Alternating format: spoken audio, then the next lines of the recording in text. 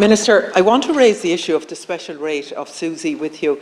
There have been adjustments in the social welfare payments and the cost of living measures. However, we've not seen a corresponding increase in the threshold for the special rate. Can you assure anxious parents tonight and students that no one will lose out on the special rate of SUSI as a result of any social welfare payment increases or the cost of living supports? I think that would go a long way towards reassuring people. People are really, really struggling.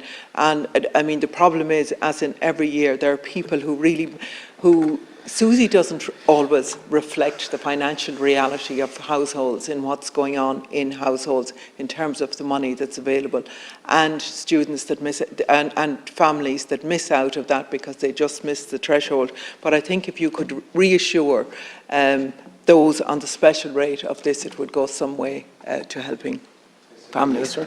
Yeah, thanks, Rose Conway-Walsh. So, Deputy Dillon, there's a number of areas I want to make progress on.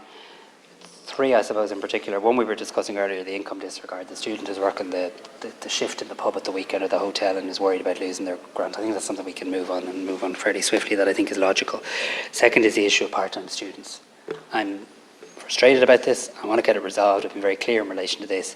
I've spoken to Professor Tom Collins, who is doing a very good job of chairing a group doing some work on this. I think we need to, this is an area I want to move on, and I think there's unanimity perhaps across the House in relation to that. And the third area is the income thresholds piece.